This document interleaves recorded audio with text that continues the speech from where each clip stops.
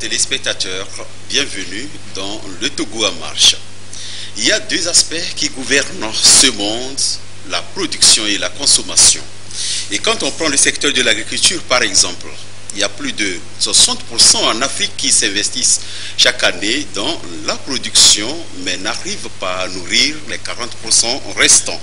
Alors que sous d'autres cieux, seuls 2% s'investissent pour nourrir 98% et le reste est importé vers l'Afrique.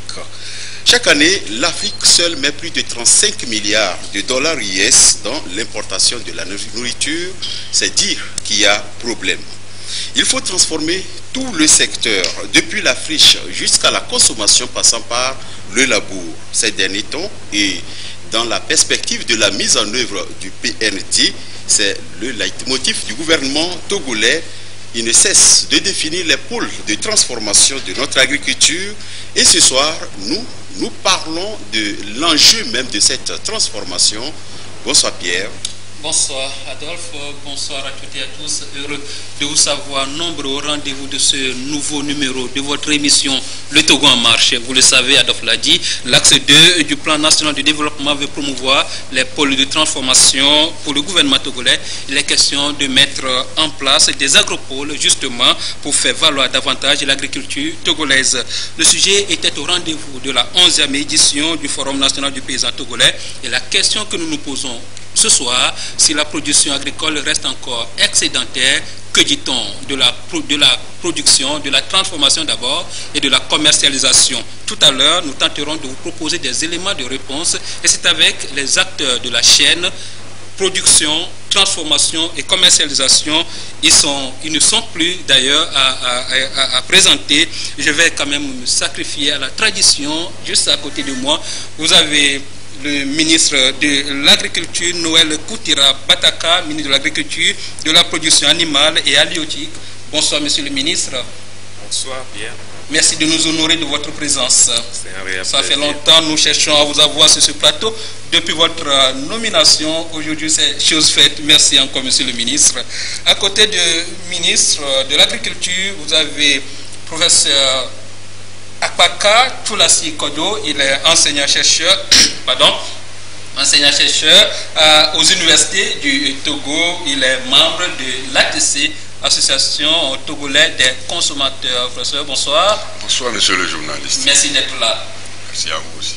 À l'extrême, nous avons monsieur Thierry Awesso, vous le connaissez également, administrateur, directeur général de Nyoto. Il est le vice-président du patronat en charge de l'industrie et de l'agriculture. Monsieur Awesso, bonsoir. Bonsoir Pierre. Nous sommes très heureux de vous revoir encore ce soir dans le Togo en marche. Merci beaucoup pour cette opportunité. Merci. Alors, monsieur le ministre, votre département, on le sait, on le connaît, c'est un département qui bouge beaucoup. En début de cette semaine, vous avez encore eu à faire beaucoup d'activités. Vous avez reçu l'ambassadeur de Chine. Vous avez eu à travailler avec l'officiel de la Chine au Togo. Il était question de quoi, justement, monsieur le ministre? L'agriculture est au cœur de l'économie, comme vous l'avez introduit. Et aujourd'hui, à travers le plan national de développement PND 2018-2022, le gouvernement ambitionne de développer des pôles de transformation agricole, des industries manufacturières et extractives. Pour cela, le premier acte que le chef de l'État a posé dans le cadre du PND, c'est organiser un forum économique en Chine en marge du FOCAC. Et ce forum économique visait à présenter en avant-première ce PND aux investisseurs chinois. Et 6 mois après, il est question aujourd'hui de voir avec l'ambassade de Chine au Togo quel est l'état de mise en œuvre des différents engagements que les investisseurs chinois ont pris pour intervenir au Togo. Et plus précisément, dans le cadre des pôles de transformation, il y a le groupe Zomé qui a demander à l'État d'investir dans un pôle de transformation au niveau de Akodé-Sewa. Et donc l'objet de l'entretien avec l'ambassadeur chinois était de voir comment est-ce qu'on développerait cet agropôle dans un contexte assez particulier, parce qu'il s'agit d'une zone inondable, il faut de la technologie, et les Chinois, comme on le sait, avec le projet du barrage des Trois Gorges, a de la technologie et a de la science pour pouvoir dompter ces éléments de la nature. Donc c'était l'objet essentiel de l'entretien, en plus des différents projets d'avenir que le gouvernement voudrait développer avec la Chine. Et déjà, la bonne nouvelle, c'est que la Chine se positionne à accompagner le Togo dans la mise en œuvre du PND. C'est cela, Monsieur le ministre. La Chine est avant-première dans l'ensemble des infrastructures qui sont développées au niveau de l'Afrique et un peu partout aussi dans le monde. Et donc le gouvernement chinois a bien voulu accompagner le gouvernement togolais dans un partenariat gagnant-gagnant et compte le démontrer à travers des réalisations dont les annonces vous seront faites très prochainement. Voilà, Monsieur Aousso, vous êtes du secteur de la transformation, vous êtes directeur du Newton, nous l'avons dit. Vous transformez les produits locaux, les produits agricoles. Comment se porte le secteur de la transformation aujourd'hui? J'ai envie de vous poser une question, mais répondez d'abord à la première, l'autre suivra. Merci Pierre. L'industrie togolaise est en train de renaître. On revient de loin. Vous savez, il y a des expériences qui ont été faites de par le passé. Nous avons connu effectivement des huileries comme à Lokobé, nous avons connu la féculerie de Ganavé et un certain nombre de complexes industriels qui, avec le temps, ont fermé. D'autres ont pris le relais. Donc vous avez Nyoto, effectivement, qui transforme et qui valorise des matières premières comme le karité, le coton, le soja. Vous avez également de nouvelles structures qui sont nées à Batopé tout récemment. Vous avez bien vu le chef de l'État lancer justement l'unité industrielle de transformation de jus d'ananas. Nous avons Fan Milk, vous avez les grands moulins, vous avez la brasserie du Bénin également qui transforme le riz togolais et qui le valorise sur le territoire national. Donc je peux dire que nous sommes en plein chantier industriel. Il y a encore du boulot. Parce que, vous l'avez présenté tout à l'heure, le Togo importe encore beaucoup de matières, de produits alimentaires. Et donc, nous avons quand même un gap à rattraper. Donc, voilà un peu globalement la situation de l'industrie togolaise. Oui, Adolphe a envie de poser une question. Je vais rapidement poser la seconde question. Quand nous préparions cette émission, dans les discussions, un téléspectateur nous disait, mais vous voulez parler de la transformation, mais en fait, que transforme le Togo? La question, ça vous inspire quelque chose? Bien entendu, nous transformons nos matières premières. Je vous ai parlé tout à l'heure du karité, je vous ai parlé du coton, je vous ai parlé du soja. Nous transformons également le manioc qui est transformé en gari, qui est exporté. Nous avons au niveau de Bliter, de Tchamba, des unités d'Anarcade, donc c'est des unités industrielles assez calibrées. Nous avons également à Yelivo, donc dans la banlieue de Sokodé, le soja également. Et donc voilà les différents produits qui sont valorisés sur le territoire national. D'accord, nous allons revenir sur cet aspect de la question courant de l'émission. Monsieur Apaka, je ne vais pas quand même vous laisser, vous êtes du secteur des consommateurs, oui. Vous suivez un peu ce qui se fait, ce qu'on nous présente sur tout l'étendue du territoire à consommer. Vous avez vraiment l'impression qu'au Togo, on transforme de la matière première? Je voudrais d'abord dire, adresser mes salutations à tous les consommateurs que nous sommes ici et qui nous regardent. Oui, effectivement, le Togo a commencé depuis très longtemps à transformer, mais l'élan s'est arrêté à un certain moment. Dieu merci, ça reprend maintenant. Parce que c'est une très bonne chose. Les économies des pays d'Afrique, d'Asie et d'Amérique latine ont souffert pendant très longtemps de certains problèmes, dont les termes de l'échange, un jargon économique qui signifie simplement que les prix de nos produits ne sont pas fixés par nous-mêmes. Les produits de base d'agriculture, les produits du sol que nous exportons, c'est comme nous les bradons. Dieu merci aujourd'hui, un peu partout, on essaie quand même de faire de la transformation, comme vient de le dire le directeur de Nyoto. Et le Togo s'est engagé dans ce sens.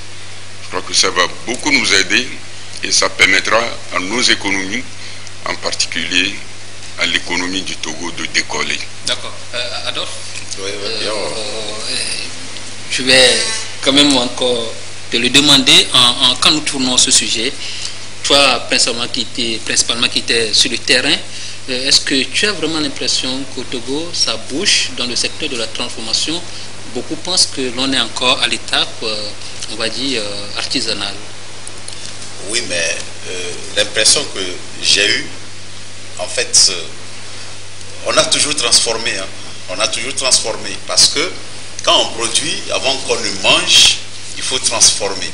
Et depuis la nuit des temps, ça a été. Mais le problème, c'est que le producteur du café de la région des Plateaux a passé toutes ces années, pendant des siècles, il n'a pas goûté au chocolat.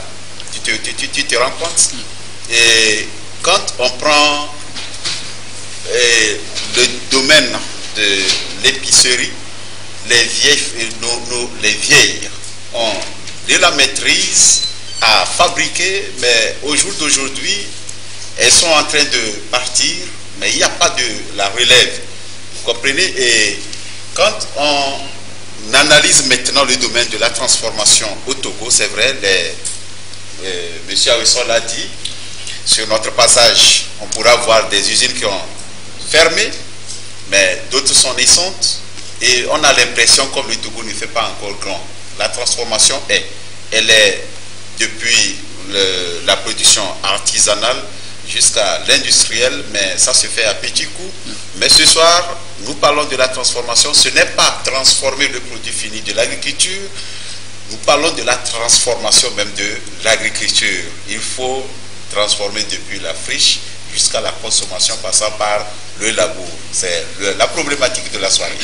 La problématique de la soirée, Adolphe vient de la décliner. Nous allons donc vous proposer de suivre ce document.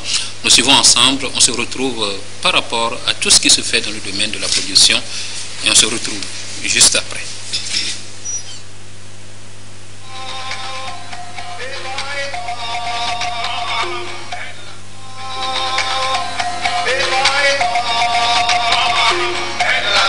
L'agriculture au Togo, le socle du développement. Elle occupe plus de 60% de braves et laborieuses populations du pays.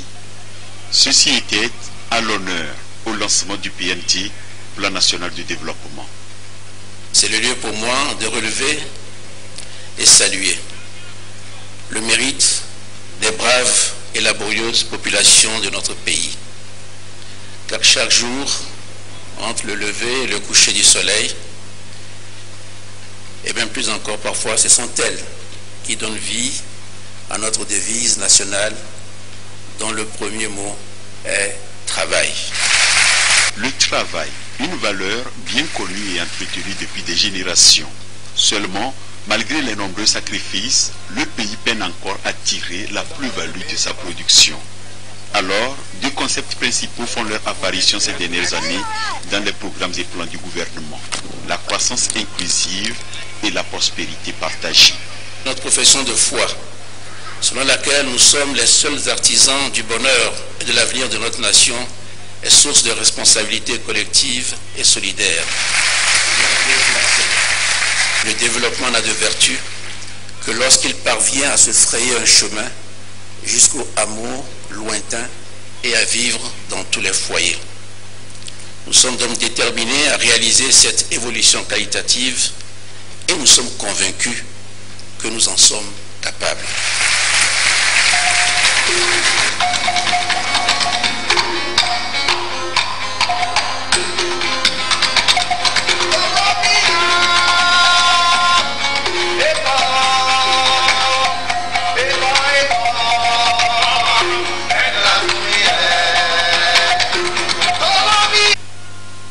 Du discours à l'acte, la détermination est réelle et se lie à travers le PND.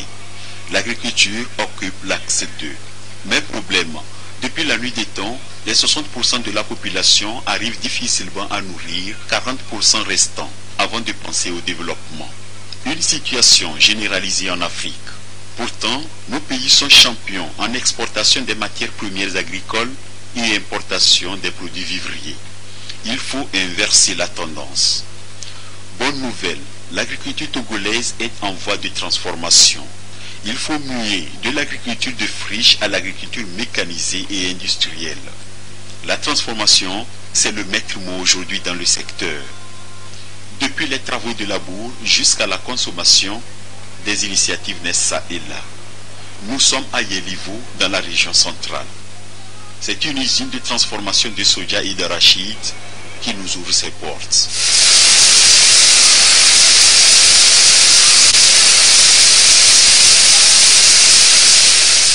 L'usine est installée depuis un certain moment. Après avoir exécuté les travaux confrontatifs et les travaux de mise en route, nous sommes en phase de test de production. Nous travaillons sur l'étape production de l'huile brute et le tourteau. Nous recevons la matière première qui est spécialement la graine de coton, la graine de soja de nos partenaires qui sont des ESOP, des entreprises déjà existantes qui font l'appui et accompagnement des producteurs dans le cadre de la culture de soja. Nous avons un partenariat avec ces différentes ESOP qui ont aussi reçu l'appui de l'État. Donc elles sont au nombre de 4 ESOP actuellement qui nous fournissent la matière première. Le minimal, c'est le rendement qu'il faut de façon journalière, que nous avons estimé à 7,5 tonnes par jour en 24 heures et au maximum 15 tonnes par jour. Donc aujourd'hui, nous sommes au niveau de 4 à 5 tonnes par jour. La mise en place de cette unité au sein de cette localité est une bonne nouvelle. Nous allons observer, la population est joyeuse, la population est contente par rapport à ce qui se passe ici. Le premier bénéficiaire, certes, c'est la population. Elle se trouve en amont pour la production et traitement de la matière première. Indirectement, c'est de l'emploi généré.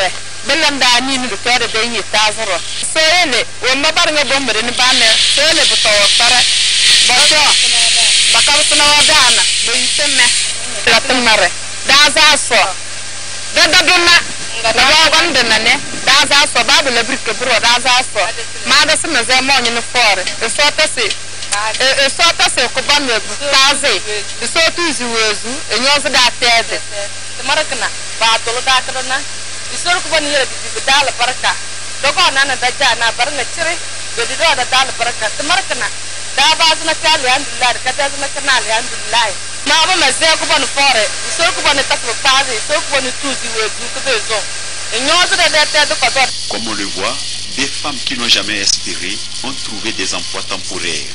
Et les jeunes sortis de la formation professionnelle sont ici très recherchés.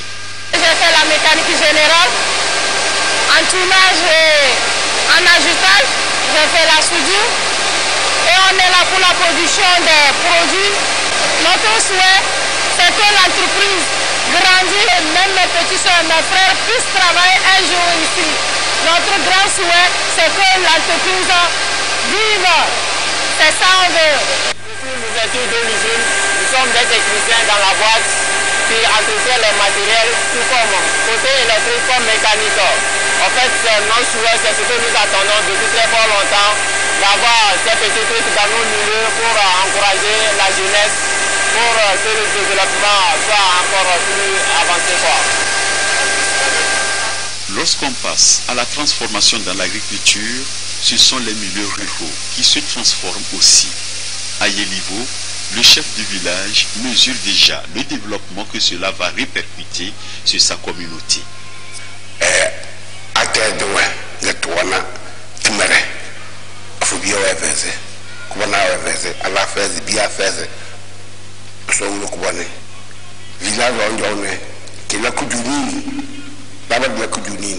Canton de Bartauda, Gadege, Amadi, village Yarfoga, Bala Izin, Biladani, Allah, Kuna, Allah, baso balatemere l'idée bokonodo fada do de faire soja de faire à keke l'idée a phobia baso temere azki so par le tir na so ba woni 16 la bokonoda usine kinene ba woni tir de deveze donc bona deveze bi a 16 ala 16.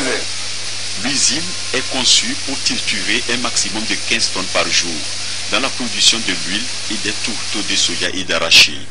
En un an, la demande sera de 30 à 40 000 tonnes.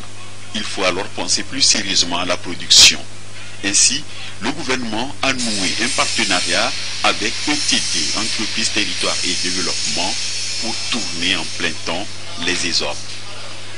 Cette usine a été mise en œuvre dans le cadre des mécanismes innovants et pérennes pour la mise en marché des produits que développe le gouvernement à travers le projet d'appui au secteur de l'agriculture et avec l'accompagnement de la Banque mondiale.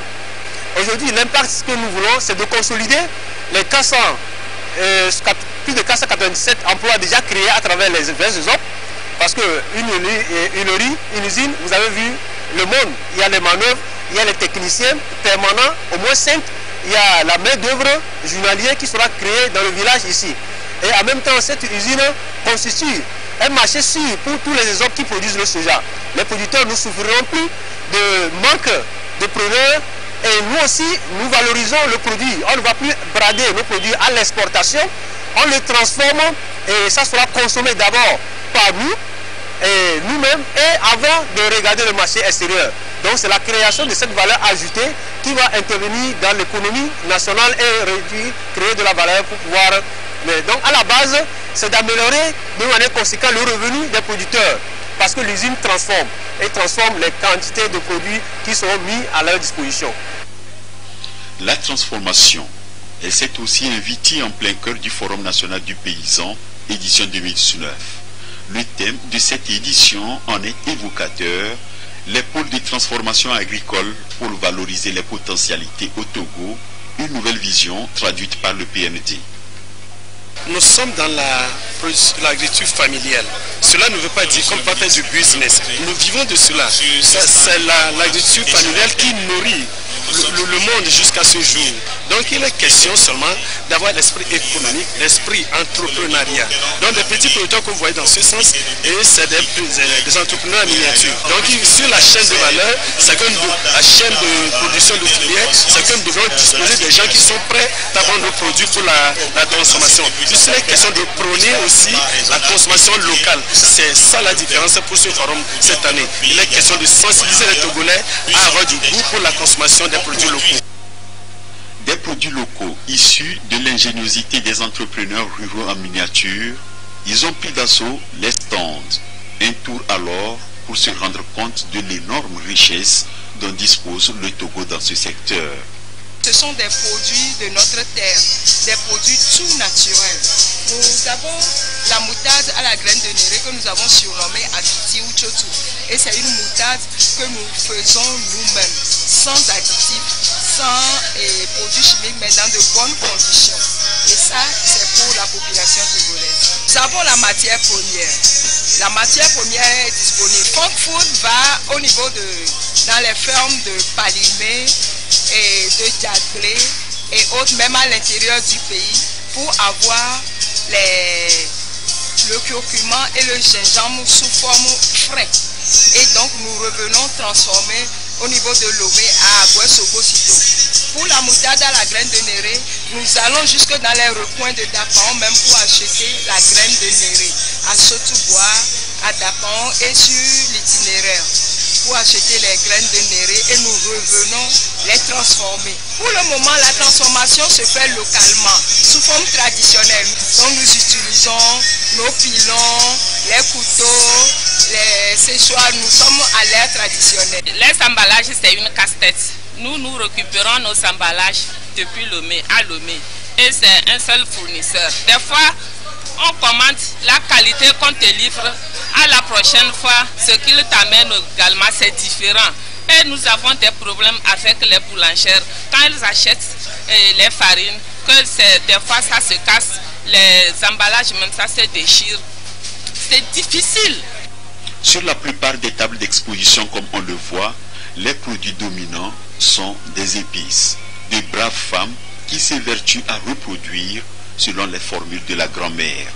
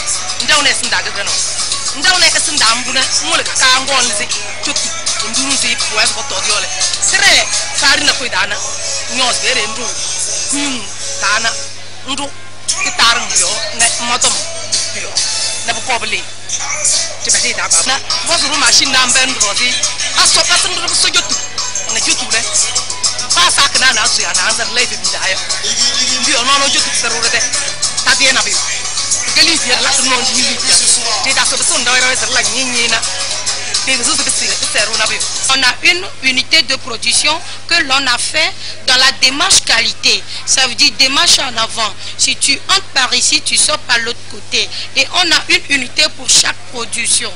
Là où on fait le tri est différent. Là où on fait moulu, les produits aussi est différent. Là où on les met dans les boîtes aussi est différent. Il y a de la production agricole. Nous aussi, dans la transformation, nous sommes prêts. Et on a des gens, des bras valides derrière nous. Nous avons les produits de qualité parce que depuis la production, on suit nos agriculteurs.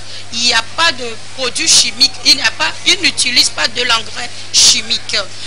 Donc, on peut dire que nos produits sont des produits naturels et bio. Les produits qui viennent d'ailleurs, on ne sait pas la traçabilité de ce qu'on nous amène.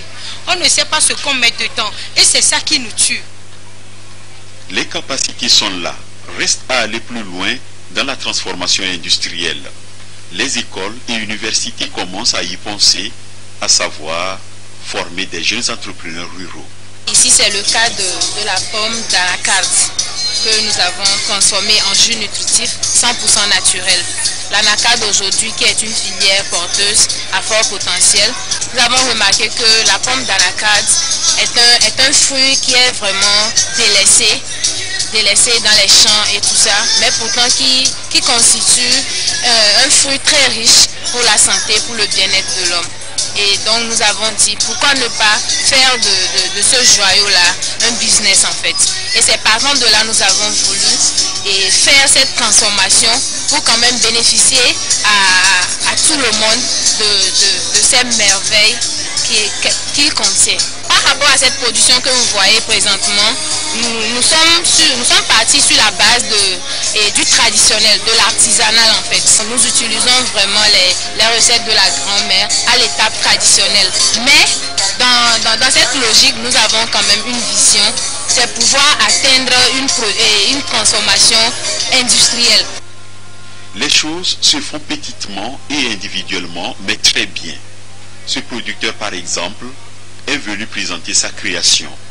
Le Pobiona, potasse bio naturel, un complément agroalimentaire dont la technique de fabrication est en voie de disparition. Les potasses, auprès de nos vieux, on l'utilisait pour guérir certaines maladies, surtout les maladies de l'estomac.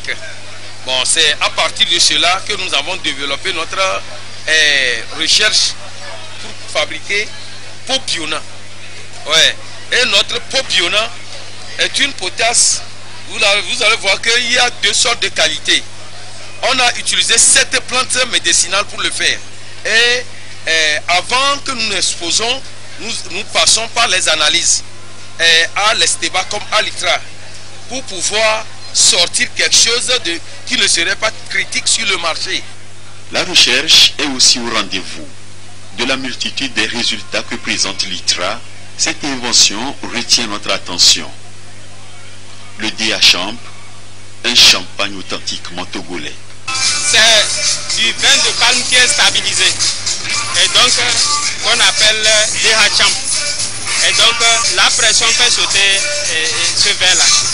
Donc le produit a été un produit de la recherche et s'il y a un opérateur économique qui peut se lancer, il peut s'approcher de l'ITRA qui va lui donner la technologie avec les moyens. C'est pareil pour tous les produits de transformation qui sont ici. L'ITRA développe la technologie aux opérateurs économiques, aux entrepreneurs de s'approcher de l'ITRA pour avoir la technologie et la mettre à grande échelle. Sur tous les maillons de la chaîne, les initiatives sont encourageantes. Le secteur privé est présent à toutes les sphères. Ailleurs, c'est du partenariat public-privé. Sur cette plateforme, nous avons alors découvert tous les maillons de l'agroalimentaire concernés par cette transformation. Ici, de la pisciculture. C'est vrai qu'il y a quelques années qu'on a commencé, on avait déjà commencé à Lomé avec le centre de la levinage à Avepozo. Et après, le grossissement se faisait sur le lac Togo, à Pessi. Vu les contraintes qu'on avait, notamment la taille des poissons qui n'était pas accessible, qui n'était pas acceptée par le marché, et on a décidé de transformer, de transporter le site de production de Pessi sur le lac Nangbeto. Et donc voilà, le résultat est là. Nous avons des poissons de cette taille-là. Notamment, nous avons une moyenne de 500 grammes environ. Nous avons 2 poissons par kilo. Ce n'est pas les compétences qui manquent. Comment faire en sorte de pouvoir justement produire plus et limiter les importations? Parce que vous connaissez la dimension de lac Nangbeto, ce n'est pas ce qui manque, mais c'était de voir dans quelle mesure pouvoir maintenant produire ces produits pour les distribuer sur tout le territoire national. Parce que jusqu'à aujourd'hui, notre produit se cantonne dans la région des plateaux, qui est à Nangbeto, à Takpamé, parce que c'est du frais. On n'arrive pas à le transformer de façon à ce que ça puisse se faire de longs voyages. Et donc, la raison pour laquelle nous avons décidé d'aller vers la transformation. Voilà, aujourd'hui, nous avons réussi à faire le premier poisson surgelé du Togo et nous l'avons nommé Madja. Nous sommes arrivés à transformer ce poisson-là en s'équipant dans du matériel qu'on appelle des tunnels de surgélation. Pour avoir ce poisson surgelé, on est passé du poisson frais du lac, rincé, nettoyé et après mis dans des tunnels de surgélation à moins 40 pendant 4 heures de temps pour avoir ce poisson surgelé là. Donc le tunnel, c'est des tunnels de surgélation qui font moins 40 degrés. Et le poisson, pour qu'il ne développe pas de batterie, il faut aller à moins 18. Et c'est ce qu'on a réussi à faire avec. La nécessité se fait sentir à tous les niveaux, ce qui engendre une modernisation du secteur à double voie. La voie artisanale très forte sur le terrain et la voie industrielle adjointe à la mécanisation qui relève des politiques et de l'agrobusiness. C'est l'option plausible car réduit drastiquement la pénibilité du travail et le temps. Ainsi, le Togo compte-t-il de braves fils ingénieurs dans la fabrication des machines. Nous intervenons beaucoup dans la transformation de nos matières premières agricoles. Mais comment? Nous venons faire la consultation et nous étudions la chose et nous proposons une machine. Et notre particularité justement, c'est de venir exactement sur le point où le producteur ou bien le transformateur a besoin de nous. Mais en fait, le problème se trouve dans la tête de nos producteurs. On se dit que quand la machine ne vient pas de l'étranger, bon, on n'a pas un bon résultat. Mais je m'inscris en faux, nous étudions et nous apportons une solution adaptée. La solution vraiment qu'il faut à cette personne. On a constaté qu'il faut au moins 3 semaines à un paysan avant d'obtenir les graines sèches. Alors nous avons pensé concevoir une machine qui permette de broyer les courges sans passer par l'étape de putréfaction et obtenir les graines qui sont un peu plus propres. Parce qu'un autre aspect que nous avons pris en compte dans la recherche, c'était d'essayer de contourner les contaminations aux aflatoxines. Parce que nous avons constaté que les graines de courge récoltées de manière traditionnelle sont beaucoup contaminées en aflatoxines. C'est un processus qui est long et qui fait que beaucoup de personnes délaissent cette culture-là. Alors j'ai pensé à faire une machine qui puisse permettre de relancer cette culture. La volonté est réelle chez tous les acteurs de la chaîne de production. Mais cette noble aspiration vers l'industrialisation demande à chaque maillon de la chaîne de faire encore mieux. Le Togo est prêt pour la transformation de sa matière première agricole, mais il faudra travailler là-bas de manière à avoir suffisamment cette matière pour pouvoir la transformer.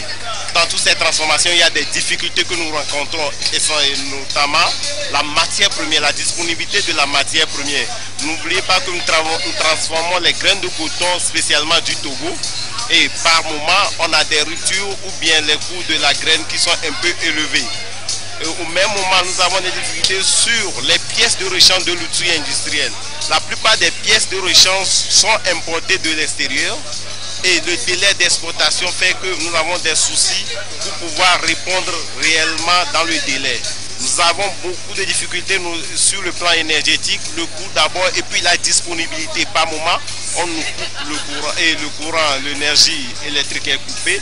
La disponibilité énergétique pour révolutionner le secteur, tant dans l'industrialisation que dans la maîtrise de l'eau.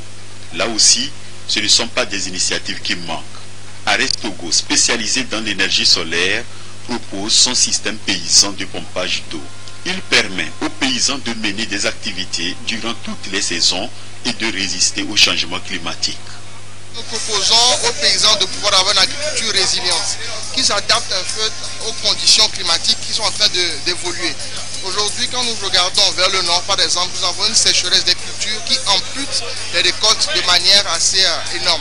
Donc avec notre système, le paysan peut avoir à tout moment de l'année de l'eau pour irriguer ses récoltes et ainsi ne pas perdre la production et le travail de toute une année. Alors ceci, c'est une pompe qui est immergée lorsque le puits ou bien le trou est déjà fait pour le forage. Et cette pompe-là est dotée d'un moteur qui permet du coup d'aspirer l'eau qui passe par un tuyau pour pouvoir remonter dans un polytank qui stocke l'eau. C'est un système qui n'a pas besoin de batterie parce que l'eau est stockée dans un polytank en hauteur et ainsi le soir, grâce à l'effet de la pesanteur, l'eau coule directement pour pouvoir alimenter les besoins du producteur. Le kit à partir de 300 000 francs CFA pour l'installer dans son exploitation. Toutes ces potentialités sont au cœur des préoccupations des gouvernants. L'important est d'accroître le bien-être des populations, de préserver et consolider ces avancées pour progresser davantage. La voie est donc tracée et nous savons ce dont nous aurons besoin tout au long du chemin. Avançons donc ensemble, solidaires, optimistes et confiants. Fils de mon peuple, prince de mon peuple, âme de mon peuple, jeunesse de mon peuple, à quoi? Bouclier d'or de la nation, à quoi? Venez, nous relèverons de grands défis. La conjugaison des efforts de l'ensemble des acteurs est en effet une condition sine qua non pour faire de l'agriculture un véritable gisement de richesse. Un défi certes difficile, mais pas impossible. De la terre de nos aïeux, l'or de l'humanité brillera de tout son éclat dans tous les domaines d'activité porteuse d'espoir pour tous les...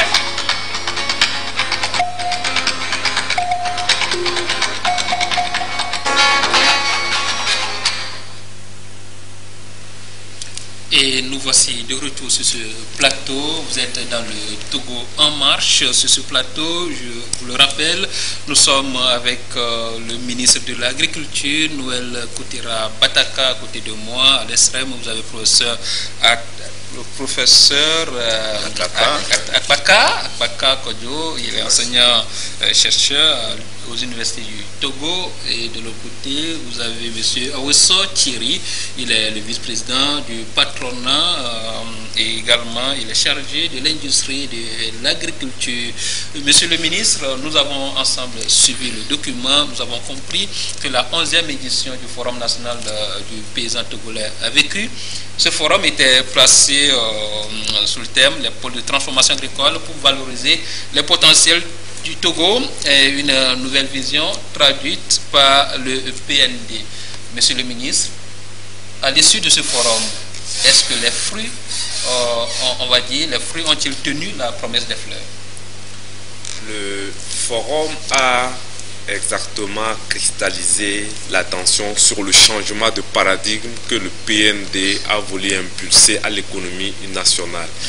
Il est question, et Adolphe le disait tout à l'heure, de partir d'une logique de production à une logique beaucoup plus d'agribusiness, une logique tournée vers le marché.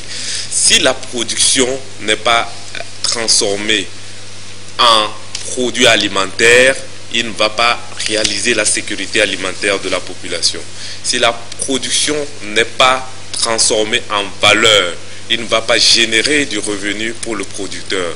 Donc tout le changement de paradigme que le PND porte à travers les pôles de transformation agricole, l'axe 2 du PND, c'est de transformer structurellement l'économie agricole, et le forum, le 11e forum, a voulu le mettre en exergue en faisant en sorte que les producteurs se retrouvent dans un cadre de dialogue direct avec des prestataires de services à qui ils demandent de venir leur faire les opérations de labour. Comme vous l'avez remarqué, M. Logo, qui a mis en place le logo Tract, a aujourd'hui une opportunité de commercialiser ces tracteurs parce que les jeunes qui se transforment en opérateurs économiques, en prestataires de services, vont aller labourer pour des agriculteurs. Ils vont se faire payer grâce à un ensemble d'instruments qui sont mis en place, en l'occurrence à travers le mécanisme incitatif de financement agricole fondé sur le partage du risque.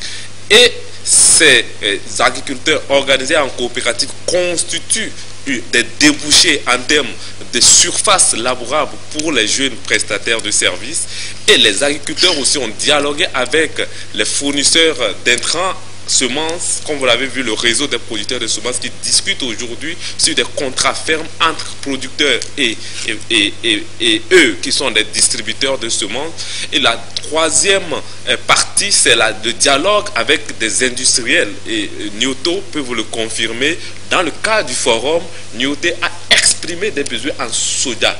Comme le technicien l'a dit tout à l'heure, il arrive de temps en temps qu'ils aient des ruptures de matières premières. Il est question pour les opérateurs économiques d'avoir aujourd'hui des garanties que durant une année, ils vont avoir de la matière première parce qu'on a structuré la production pour eux. Les producteurs ont la garantie d'avoir l'accès à la matière première en termes d'intrants et de semences, et ont la garantie d'avoir les crédits. Et le transformateur a la certitude d'avoir sa matière première pour transformer. Et mieux encore, on l'aide à travers un ensemble d'autres instruments du pilier 5 du MIFA pour qu'ils mettent davantage sur le marché local la production, mais aussi qu'ils soient compétitifs sur le marché international. C'est tout cela qui constitue la transformation du secteur agricole aujourd'hui de manière totalement profonde, avec des instruments innovants mis en place par le gouvernement sous le leadership du chef de l'État. Oui, monsieur le ministre, vous l'avez dit, mais moi je voudrais qu'on sache on en est où et où est-ce qu'on veut aller. Parce que quand il faut faire l'état des lieux, la transformation, c'est une affaire individuelle, privée, et on voit les initiatives ça et là. Actuellement, on a plusieurs usines qui tentent de transformer l'ananas. Je me demande, on produit l'ananas à quelle échelle? Et si ces usines doivent tourner en plein temps, dans l'année, qu'est-ce qu'ils vont transformer? Alors que quand on prend sous autres cieux, les femmes sont dans l'épicerie. Est-ce que ça va continuer comme ça? Je voudrais savoir, monsieur le ministre, est-ce qu'on aura de grosses industries pour la transformation, ou bien on va aller petitement comme ça, et à quelle échéance? Aujourd'hui, le secteur est à la croisée des chemins, parce que en même temps qu'on lui demande d'assurer la sécurité alimentaire, on lui demande de jouer un triple rôle, celui d'améliorer le revenu de la population agricole. C'est cela qui va permettre de transformer la pauvreté. On lui demande en même temps de contribuer à réduire le déficit de notre balance commerciale en développant l'exportation. Et on lui demande alors de générer massivement de l'emploi. Comment cela peut se faire? Cela ne peut se faire qu'à travers de l'agro-business. Et on compte aujourd'hui, en termes d'industrie, on les compte sous le bout d'une seule main.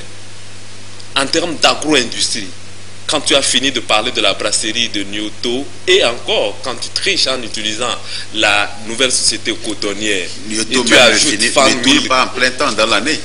Tu as fini.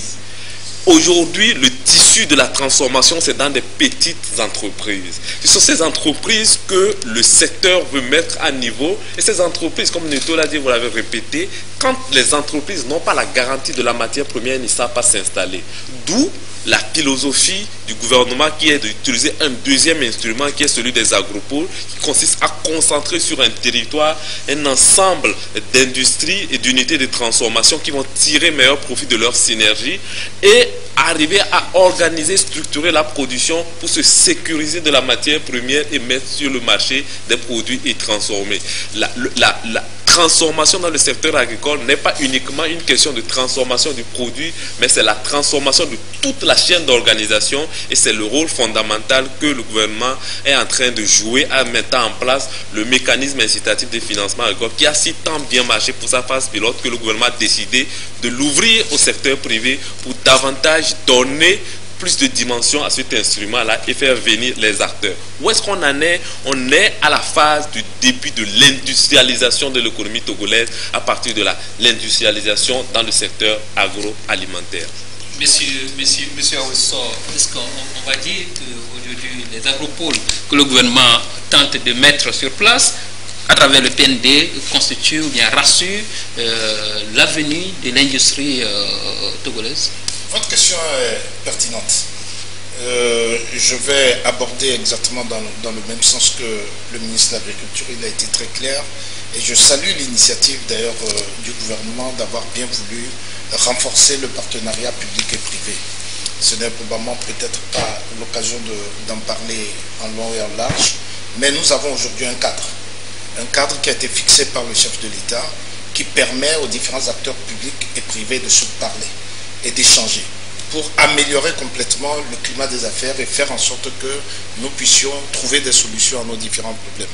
En ce qui concerne la mise en place des agropoles, c'est exactement l'opportunité dont on avait besoin. Vous savez, j'ai cité dès le début un certain nombre d'industries qui ont malheureusement fait faillite avec le temps. Je pourrais même rajouter des industries textiles, un peu comme celle de Dacha, préciser un peu les difficultés que Togotex a connues à Kara.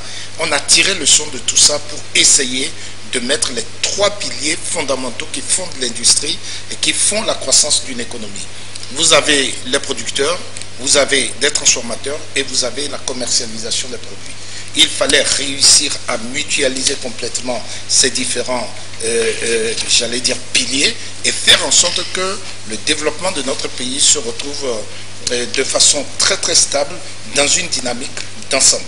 Bien évidemment, en termes d'opportunités, on peut citer également la croissance démographique de notre pays. Je vous ai dit, on importe encore aujourd'hui, on est avec une balance commerciale pratiquement déficitaire de 300 milliards chaque année. Ça veut dire qu'il y a un long champ. Nous avons une dynamique en termes de croissance, j'allais dire démographique de 3,5%. C'est pas rien. Nous sommes installés en position de hub qui nous permettent de pouvoir évacuer sur près de 300 millions effectivement de population. Donc il ne faut pas réduire la consommation uniquement au territoire togolais. Des infrastructures ont été mises en place qu'il faut absolument optimiser. On peut parler du port autonome de Lomé, on peut parler de l'aéroport, on peut parler des routes, on peut parler de toute cette panoplie en fait d'infrastructures qui ont été mises en place. Ça veut dire qu'il y a un certain nombre d'opportunités.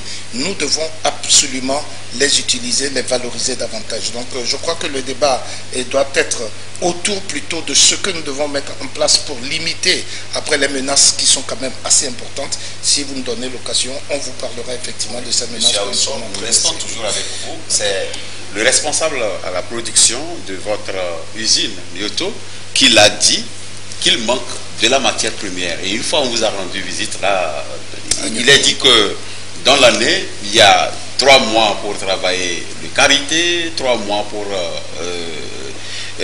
travailler le coton, si je ne me trompe pas, et après tout, l'usine est en état de latence. Ceci voudrait dire que pour aller à la transformation, c'est vrai, il faut mettre les infrastructures, mais le plus important, c'est ce paysan-là qui est quelque part Le karité, par exemple, nous ne le cultivons pas. Nous ne le cultivons pas. Le coton que cultive, vous le travaillez, vous ne pouvez pas. Bon, je voudrais évoquer en même temps cette question-là, la production. Quelle garantie pour avoir la production d'abord avant de passer à la transformation? Bon, je vais vous expliquer exactement comment ça se passe. De façon très claire, on ne produit pas pour produire, on produit parce qu'il y a un marché. Nous étions a priori, surtout dans la production d'une huile végétale, en valorisant la matière première, c'était la graine de coton. Nous avons pendant plusieurs années fait à peu près 70% de coton et 30% ou de soja ou de karité. Et depuis 2012 que nous sommes arrivés là-bas aux affaires, nous avons dit, à partir du moment où nous avons des contrats à façon qu'il faut confirmer, des contrats à façon, ça veut dire que nous avons un marché qui est assuré. Nous avons effectivement des partenaires stratégiques qui souhaitent se lancer dans l'achat de la matière première. Donc, on a augmenté le karité, et si on vous dit effectivement que nous avions des périodes dans lesquelles nous n'avons pas de produits, ce n'est pas tout à fait ça. Ce qu'il faut savoir, c'est quand le marché est déjà confirmé, et c'est pour ça que nous nous sommes lancés dans des accords triennaux. Donc pendant 3 ans, on a bouclé complètement sur le plan stratégique la demande, et ça veut dire que nous sommes partis de 12 000 tonnes de karité qu'on triturait autour des années 2011-2012.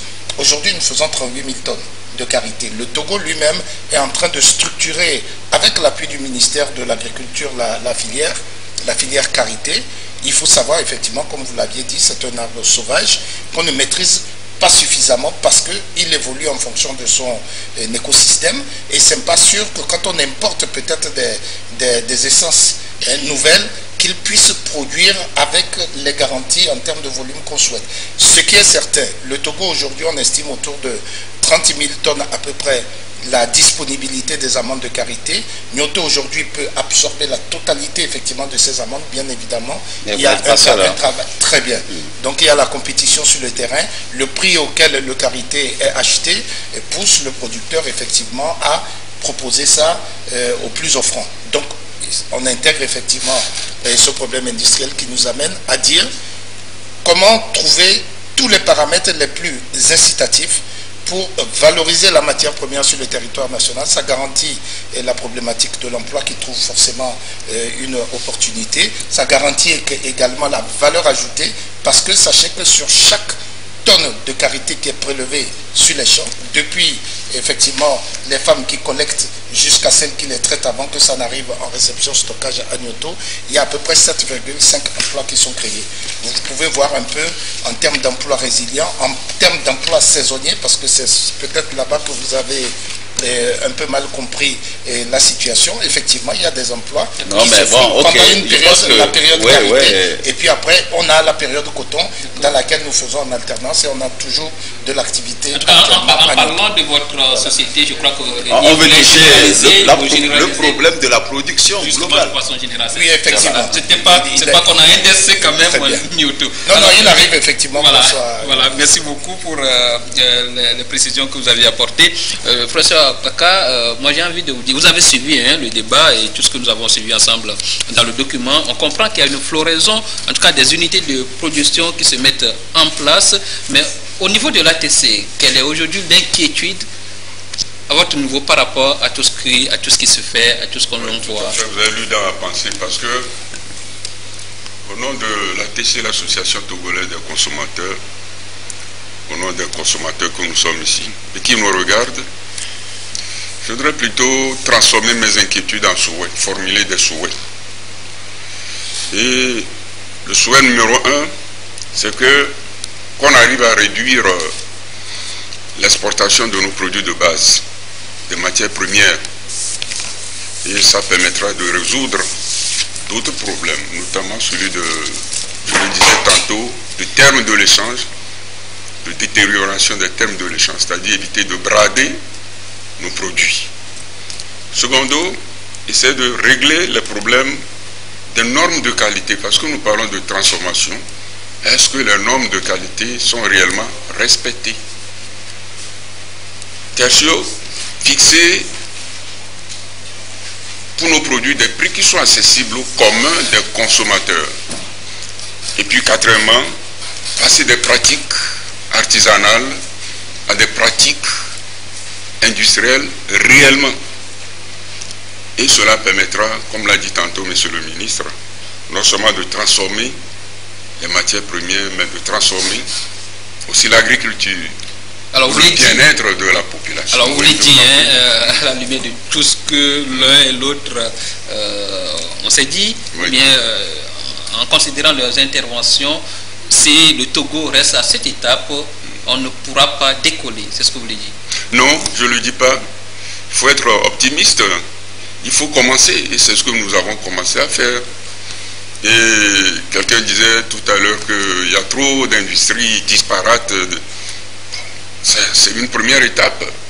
Les regroupements se feront et nous aurons des exemples comme des agropoles, non seulement pour le public, comme le fait le public, mais des privés vont se regrouper avec le temps et renforcer leurs capacités progressivement, parce que nous avons un marché vaste. Vous avez le marché de l'UEMOA, vous avez le marché de la CEDEAO. Il faut pouvoir prendre sa part de marché. Et pour pouvoir prendre sa part de marché, il faut, il faut être optimiste. Il faut être optimiste et aussi produire la qualité à ce niveau. Bien sûr, se discipliner. Voilà. Monsieur le ministre, je pense que toutes ces inquiétudes exprimées en termes de doléances doivent être bien comprises, parce que un grand homme disait, il est temps que l'Afrique se nourrisse elle-même. Nous avons plus de 5% des terres arabes non cultivées, mais nous sommes les plus importateurs et consommateurs de ce que nous ne produisons pas. Monsieur le ministre, s'il faut dire aujourd'hui production, qu'est-ce que nous produisons? Qu'est-ce que nous avons transformé? Le Togo produit principalement des produits vivriers. Nous avons plus d'1 million de tonnes de maïs chaque année. Et pour la petite histoire, quand on parle de la transformation, le ménutier est dans la logique de la transformation. Parce que sur le million de tonnes que nous produisons, l'ANSAT qui fait un prélèvement pour les stocks de sécurité alimentaire n'est qu'au grand mot à 5 000 tonnes. 800 000 tonnes de notre maïs sont transactées sur les marchés ruraux. Si vous voudrez dire qu'on est bien là-bas. Ce sont ces marchés-là qui approvisionnent l'ensemble des ménages. Et ce sont les petites unités de transformation dites artisanales, les meuniers, qui font le premier niveau de transformation de notre maïs qui est distribué à travers notre pâte que nous mangeons. Vous allez faire le compte et vous trouverez qu'il y a un gap. Ce gap qui est autour de 100, 120 000, voire 160 000 tonnes, suivant les années, est distribué sur le marché international en contribuant à l'effort de la sécurité alimentaire internationale. Le Togo génère 1 million de tonnes de racines de manioc et sur le million de tonnes, nous avons la capacité d'absorber 4 et 600 000 tonnes. Nous avons 400 000 tonnes d'excédent. Nous sommes passés de 27 000 tonnes de coton il y a exactement 10 ans à 136 000 tonnes. Aujourd'hui, le dernier camion coton est sorti du champ, est rentré à l'usine il y a 2 jours. Et nous sommes à 136 000 tonnes marchands. Aujourd'hui, ce coton, il est égrené. 41% part en fibre, le reste part en coton grain. Une partie est transformée par Nyoto, une partie est distribuée pour vente pour animaux et l'autre partie est exportée. Mais la fibre de coton n'est pas jusqu'à présent transformée. Sur les 12 000 tonnes de café et de cacao, nous ne transformons que 1%. Sur les 14 000 tonnes de café, nous ne transformons aussi qu'à peu près 1%. Et je peux citer ainsi, vous allez vous rendre compte que, en fait, nous consommons ce que constituent les produits vivriers. Et ça, nous les consommons à travers les marchés ruraux et les marchés urbains. Et nous exportons majoritairement ce qu'on appelle communément les cultures de rente dans lesquelles notre niveau de transformation est faible. La transformation de l'agriculture togolaise vise aujourd'hui à aussi, comme l'a souhaité l'ATC, travailler sur la transformation aussi de ces produits dits des cultures de rente et en mettant en place des usines de valorisation des produits que nous exportons. C'est dans ce sens que le gouvernement est en train de travailler sur les leadership du chef de l'État pour installer des usines textiles. Il y a une mission qui est actuellement au Togo pour étudier l'installation des usines de transformation de la fibre de coton en tissu et la valorisation de ce tissu à travers les pailles wax que nous connaissons et distribuées au niveau du Togo. C'est un avant-goût de tout l'ensemble du tissu industriel que le Togo ambitionne de mettre en place. Voilà, messieurs, est-ce qu'on va dire qu'en se référant aux conclusions du 11e forum, avec le PND, une nouvelle ère s'ouvre pour le secteur, du moins pour la chaîne, notamment secteur de production, transformation, commercialisation. Voilà, le forum a été l'opportunité parce qu'on s'est réparti en plusieurs commissions et nous avons fait l'état des lieux. On a donc remis en relief les difficultés auxquelles nous étions confrontés par activité et nous avons fait des recommandations qui ont été versées au gouvernement. On sait maintenant de quoi nous souffrons de façon précise. Je voulais vous dire, ça nous permet également donc de visiter rapidement les véritables menaces auxquelles nous sommes confrontés. Pourquoi ça n'avait pas marché? Le tout premier problème est relatif au taux auquel les banques accompagnent justement l'opérateur économique, d'abord le producteur et après l'industriel. Les taux restent relativement élevés par rapport à d'autres pays. Vous avez des pays qui ont choisi effectivement de faire du développement agricole la base de leur économie, un peu comme en Malaisie, qui ont transformé leur pays oui, c'est très important ce que nous sommes en train de dire. En dehors du taux d'intérêt bancaire, nous avons évidemment les problèmes des infrastructures. Le Togo aujourd'hui reste dépendant en matière énergétique de 60%. Et le reste est importé du Ghana, vous le saviez, il est importé du Nigeria. Ça signifie qu'à un moment donné, il faut rationner. Quand on rationne, vous prenez une unité industrielle, lorsque on fait une rupture d'énergie, pendant que vous n'avez pas procédé de façon réglementaire à l'arrêt de vos machines, vous êtes vraiment dans une situation extrêmement difficile pendant 3 à 4 heures de temps pour pouvoir relancer les machines. C'est un manque à gagner. Donc il y a des problèmes d'efficacité, il y a des problèmes de disponibilité énergétique qu'il faut régler. Vous avez un autre problème qui est extrêmement important, qui freine complètement l'industrie de notre pays. C'est en interne. Comment faire en sorte que la matière première elle-même arrive à un coût qui soit plus intéressant qu'au coût auquel elle est exportée. Sinon, le choix est très clair.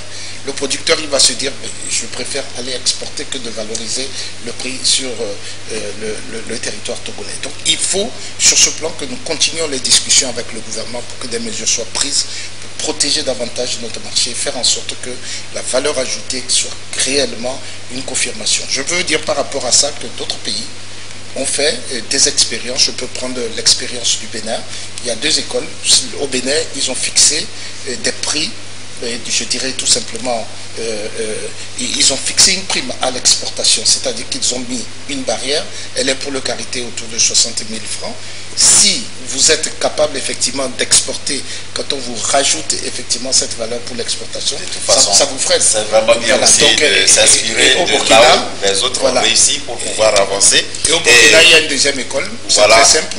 On demande tout simplement à tous ceux qui dépendent de l'administration centrale de consommer des produits locaux, des produits nationaux, donc que ce soit les forces armées, que ce soit la police, la gendarmerie, les écoles et ainsi de suite. Voilà. Nous allons revenir un peu à la consommation ATC. Voilà, quand il s'agit d'importer sur les marchés occidentaux, on demande des normes pas possibles à respecter. Mais est-ce que vous vous souciez de ce que nous consommons, que ce soit transformé localement? Ne serait-ce que prendre même des fruits pour les exporter, excusez-moi, j'avais dit importer, pour les exporter, ça demande vraiment beaucoup à faire en matière de normes qualité. Et vous savez, sur ce plan, c'est plutôt du protectionnisme que font certains pays occidentaux développés. Quand ils parlent de normes de qualité qui ne sont pas respectées dans nos pays, d'Afrique, d'Asie et d'Amérique latine, c'est tout simplement du protectionnisme. Parce que nous on est vivants, on est en bonne santé quand même, en consommant nos produits. Il faut plutôt faire la promotion et que nos produits transformés en produits finis ou semi-finis soient essentiellement consommés dans nos pays et exportés vers l'extérieur. S'ils veulent prendre, ils prennent. S'ils ne veulent pas, on change de marché. C'est une lutte. Ok, pour compléter cette femme-là qui a dit, nous savons ce que nous produisons et nous produisons qualité. Nous pouvons consommer, alors que ce qui vient de l'extérieur, on ne connaît pas la traçabilité. On ne connaît pas du tout. Ceci voudrait dire consommons produits locaux. Oui, consommons produits locaux, mais là aussi, est-ce que vous y veillez? Vous veillez à ce que ce qui se fait soit de qualité? On comprend qu'aujourd'hui, beaucoup de choses se font de façon artisanale. Ça vous empêche de contrôler quand même la qualité? Nous le faisons, on ne le dit pas, on ne le crie pas sur les médias, mais nous le faisons. Nous sommes sur les marchés, nous sommes dans les usines. Il y a toute une équipe conduite par M. Gagalo, Benetti, par Aladou et d'autres jeunes qui sillonnent justement ces unités de production et on veille à cela. S'il le faut, on renvoie des produits à l'institut de l'INRA. Tout à fait, on le fait. D'accord. Oui. Ok. Je vais, pendant que vous avez la parole, je vais vous donner la parole pour la dernière fois votre intervention, où vous nous direz si le secteur agro-industriel Togo a de l'avenir aujourd'hui au vu de tout ce que nous avons vu et dit ici. Mais je ne peux vous dire que oui, parce que moi je suis le plus grand optimiste. Ce qu'il faut faire, il faut croiser les doigts pour que ça marche. Et surtout, que ceux qui produisent, ceux qui transforment, puissent obtenir des revenus substantiels. Et que ceux qui consomment aussi puissent consommer, rester en bonne santé.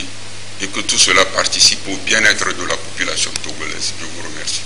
Ok, nous n'avons pas assez de temps, mais il y a quand même une question qu'on va prendre. Merci d'abord pour ces téléspectateurs qui réagissent. Aujourd'hui, on ne va pas prendre beaucoup. Il dit, quand nous observons dans les autres pays l'agriculture organisée, on voit des espaces, les espaces organisés.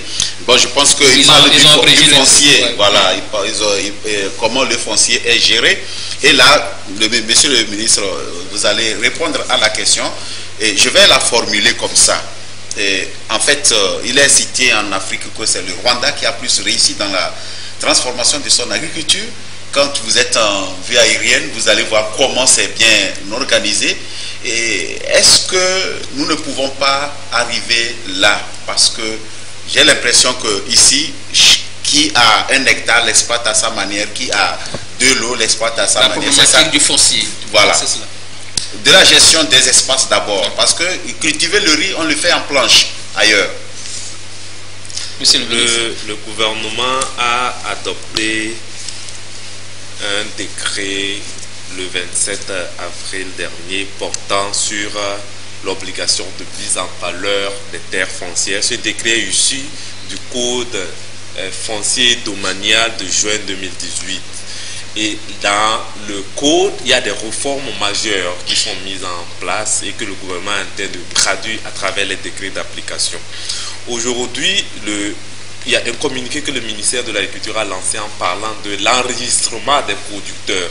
La finalité de l'enregistrement de l'ensemble des actifs dont l'ambition est d'arriver à mettre les 4 700 000 actifs agricoles sur une plateforme hébergée au niveau du ministère de l'économie numérique est de pouvoir structurer et de planifier notre production, de planifier la mise en valeur de nos terres.